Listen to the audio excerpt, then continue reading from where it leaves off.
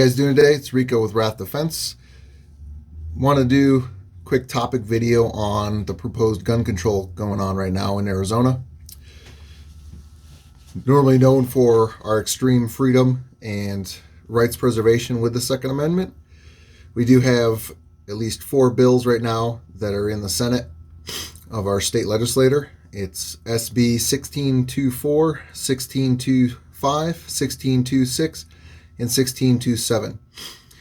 Between the whole combination of them, the big things that they're doing is they're trying to ban firearms based on capacity, physical features such as how the handles are set up, different magazine capacity, and different functions. They're trying to pretty much ban almost all semi-automatic firearms, if not all. They're going to ban all high-capacity magazines, and they might grandfather in most of them, but it's going to be to the point that you can't even leave them on your will to be passed on to your family. They're going to have to be turned in when you pass away. They're also trying to add a registration, which will be required yearly, and you'll have to pay a fee every single year with a new background each year.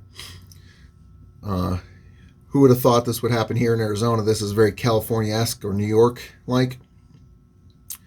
So first thing is I'm going to urge you, all Second Amendment supporters that follow me or anybody out there that's Second Amendment supporter, you need to contact the state legislature if you live in Arizona and help fight against these laws. And if you live elsewhere and they're proposing these laws, you need to contact your legislators and defend your rights. So for the first kind of topic in this, we want to talk about the fact that some people are out there, well, I support the Second Amendment, but, or, well, that's okay, that I don't use those guns. That's not supporting the Second Amendment, nor is that what the Second Amendment's about. You can't use the argument that, oh, you don't need that for hunting. The Second Amendment is not about hunting. The Second Amendment is about defending your personal self, defending your freedoms against a tyrannical government. And if you notice, a lot of the other candidates that are out there running right now want to take more of your rights away and make us a socialist country. It's also for fighting against invading forces. It's one of the reasons the Japanese cited that they never tried to invade mainland United States.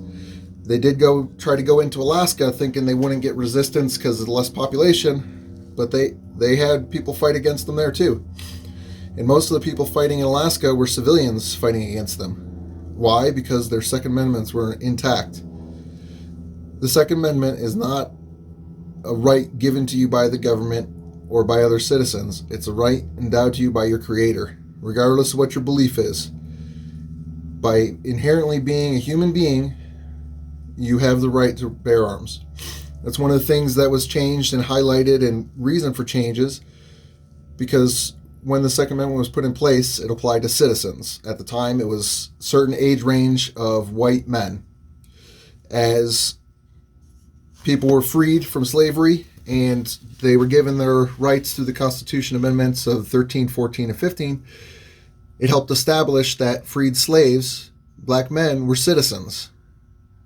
And with that, they should have been afforded their Second Amendment rights. That's actually the reason the NRA was founded, was to help fight for those rights of Republican men, white and black, and all freed slaves.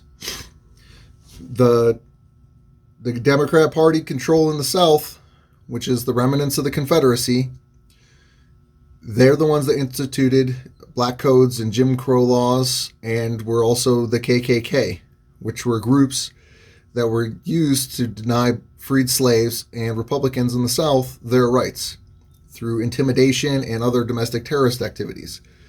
One of their biggest things they're pushing for was not letting freed slaves have firearms, because then they can defend themselves. That's the entire point of the Second Amendment, is defending yourself, whether it's for individual protection, protection against the government, or, like I said, foreign enemies. It's not about hunting at all. When the Second Amendment was written, pretty much you had to be a hunter. If you didn't hunt, you didn't eat in most areas. It's not like today where there are supermarkets and you just go in and buy meat and other stuff that you need. You had to get it yourself. And the argument of, oh, well, they didn't foresee modern weapons or any of this kind of thing, and capacity or firing ability. Well before the Second Amendment was written, pre-Civil War, they had several different versions of machine guns, one being the Puckle gun. It was a predecessor to the concept of the Gatling gun. It had a rotating cylinder that fired larger munitions. They also had other rifles. They called it a repeating rifle that used a compressed air cylinder, and they had a magazine capacity of, I want to say it was about 20. And that's well before any of the modern firearms and before the Second Amendment. Lewis and Clark, during their expedition, actually took some of those repeating rifles with them as well. And that's shortly after the Constitution. It was during our third president, Thomas Jefferson. So the Founding Fathers weren't writing it about, well, just muskets. The concept is you need to be able to carry firearms that are comparable to the military. If you're to fight back and defend your freedoms from the government who controls the military, then you need to have something comparable.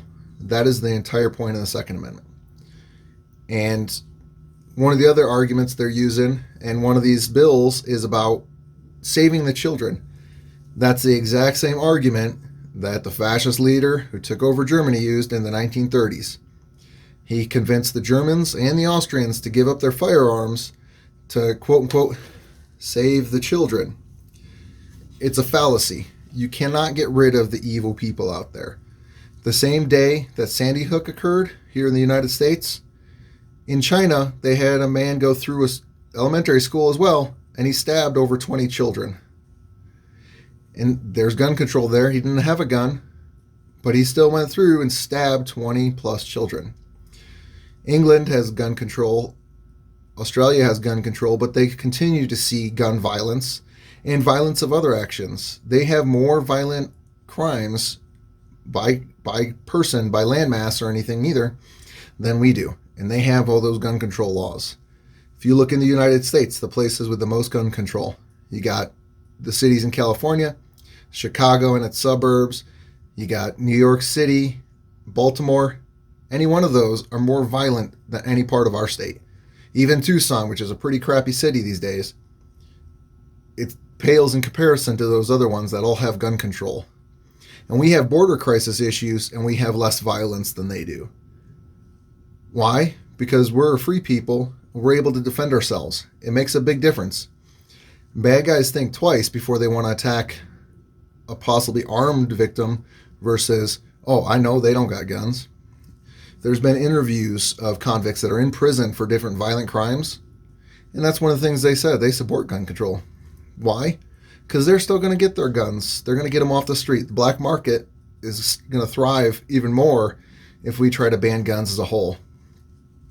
They're going to have them, and then none of us will have them to defend ourselves. And that's a huge problem. That's one of the reasons we're one of the best countries in the world, is we're the freest people. Why? Because we're citizens. That's the difference between a citizen and a subject, is we're allowed to hold firearms, control them, and defend ourselves. Subjects are not. They're at the whim of the government. Another example of that, for a whim of the bad guy, is those cases in England lately, whether it be the different terrorists or random violent refugee people that attacked soldiers, like the one that hacked the soldier apart. Their police don't even have guns. And that's the other argument a lot of the gun control people are trying to say, including the presidential candidate, Mike Bloomberg. He's trying to argue, well, only the police should have guns. But the same people in those same factions are trying to say cops shouldn't have guns because they're the bad guys and they attack people. So if you're going to take our firearms away and say we need to let the government protect us, but then you want to disarm the police, who's protecting us? Nobody.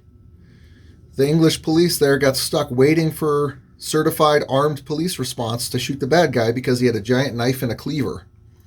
Or you have the cases with the most recent terrorist attacks. They ran through and started stabbing people. In a knife fight, even if you got a knife to fight a knife, you're still going to get cut.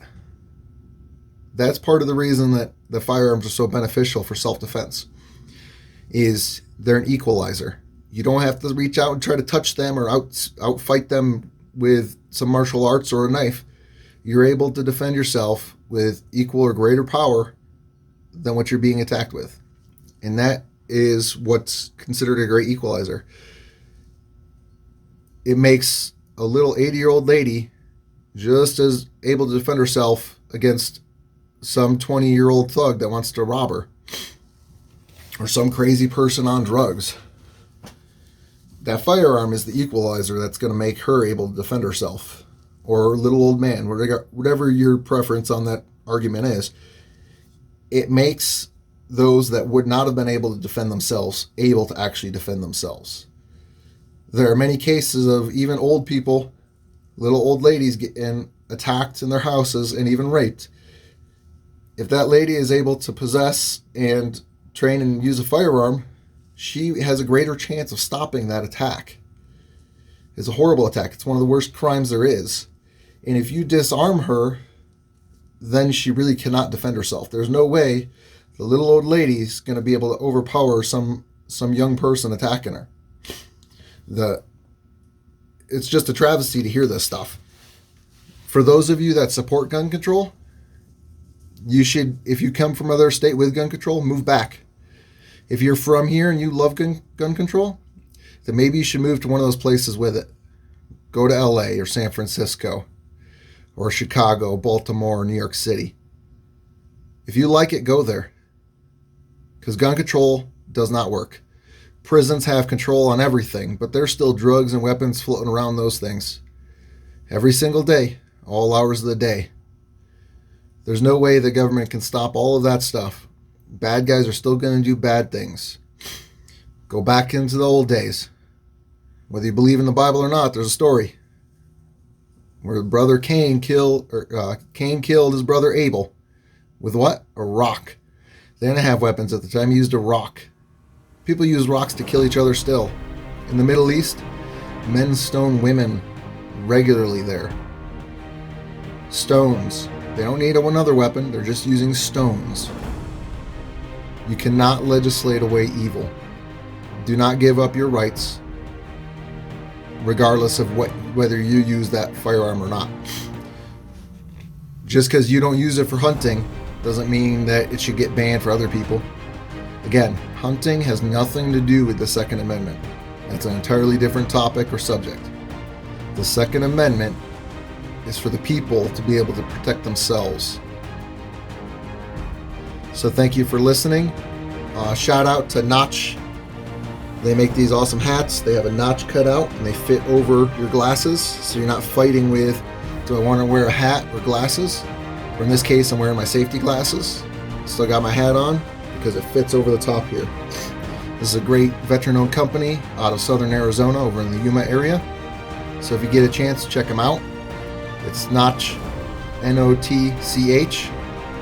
So you guys take care, be safe out there, and watch your own sixes.